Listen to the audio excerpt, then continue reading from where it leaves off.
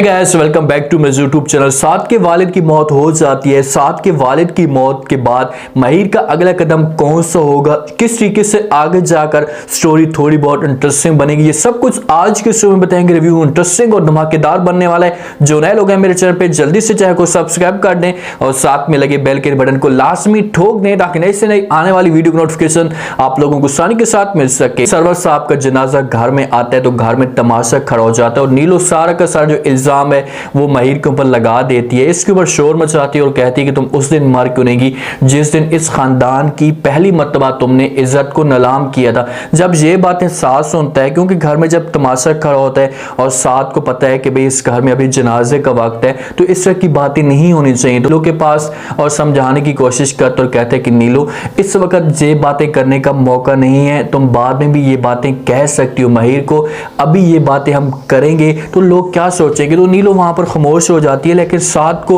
जहां पर सोचना चाहिए, उसे इस बात पे गौर करना चाहिए कि अगर नीलो की मंगनी ना टूटी तो कभी भी सरवर साहब का जनाजा यहां से ना होता। अब साद अंदर से टूट चुका है, इसके पास एक ही सहारा था, कोई भी बात जो होती थी वो अपने वालिद के साथ जाकर शेयर कर देता था या उसके साथ अपना जो दुख था वो बांट देता था। तो अभी इसका वालिद चला गया, इसके चाचू की तो हालत इतनी ठीक नहीं है तो बेचारा अंदर से परेशान है। कमरे के अंदर मौजूद होता है, महिर जब इसे देखती है तो इसके पास जाती है और जाकर जब वो बात करती है और कहती है कि साथ क्या हुआ, आप इतने परेशान क्यों हैं। तो साथ महिर को जवाब देता है और कहता है कि भाई लोग कहते थे जब मैं पहले ये बातें सुनता था, बच्चे बड़े हो जाते हैं तो बाप का सहारा बनते हैं, उन्हें कांधों पे उठाते हैं, लेकिन आज तो मेरी जो है कमर भी टूट चुकी है। महिर ये बातें सुनती है तो वो साथ को समझाने की कोशिश करती है और कहती है कि साथ आप अगर इस तरह की बातें करेंगे या आप इस तरह से टूटेंगे तो बाकी खानदान वालों का क्या होगा, क्योंकि आप ही अब इस वक्त इस खानदान के सहारा हो या इस खानदान की उम्मीद हो।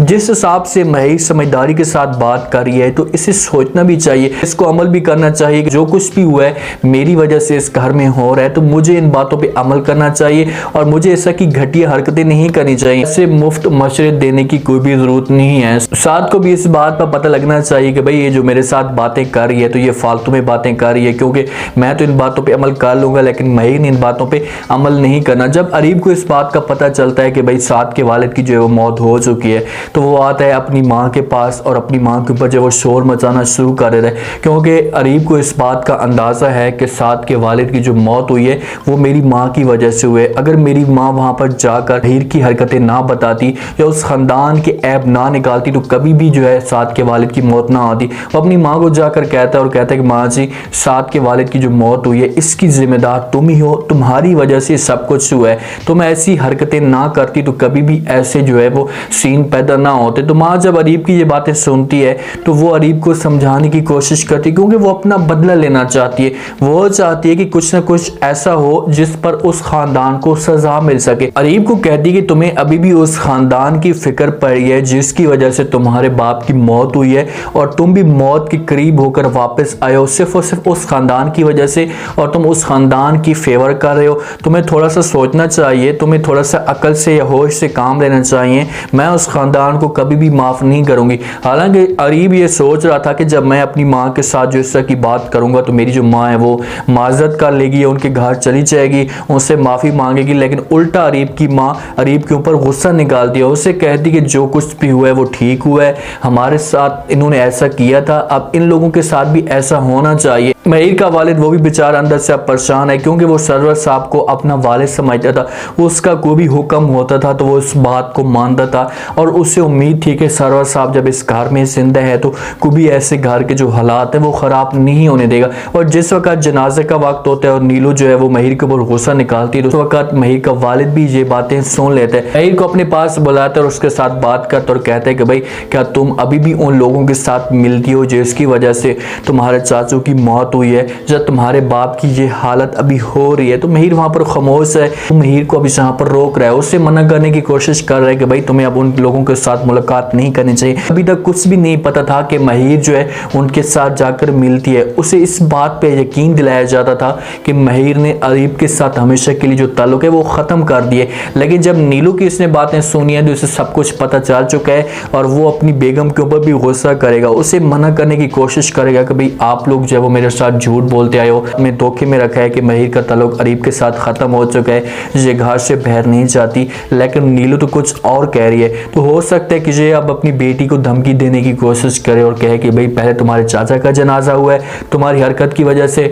और अब अगर तुमने इस किस्म की हरकत की तो तुम्हारे बाप का जनाजा होगा। अपने वालिद की बात पे अमल कर सकती है। अब सवाल ये पैदा होता है कि सरवर साहब की वजह से पहले महिर जो है वो कुछ ना कुछ किसी हद तक घर से बाहर नहीं जाती थी, किसी हद तक वो सरवर साहब से डरती थी, या सरवर साहब की इस खानदान के ऊपर इज्जत थी, क्योंकि साथ तो इतना अपडेट बना हुआ है कि महिर जो कुछ भी कहती है साथ इसकी बात पे अमल कर लेता है। तो जब सरवर साहब की मौत हुई है तो लाजमी तौर पर महिर को जो है इस घर में थोड़ा सा माहौल खुला मिल जाएगा, वो घर से आराम के साथ चली जाएगी। अब बाप तो इसका कुछ कर नहीं सकता, तो ये अरीब के साथ खुलेआम मुलाकात करेगी, उसके साथ बात करेगी, तो साथ को जो वो सबसे बड़ा फैसला करना चाहिए। या इसके ऊपर एक इम्तिहान तो है कि लाजमी तौर पर यार सच्ची मोहब्बत करता है, ये महिर के बगैर नहीं रह सकता, तो इसे कुर्बानी देनी पड़ेगी। अब ऐसा करे कि ये महिर का हाथ पकड़े और इससे जो वो अरीब के पास लेकर चला जाए, उसे कहे कि भाई आज से तुम्हारी ये अरीब महिर तुम्हारी है, तुम जानो तुम्हारा काम जाने।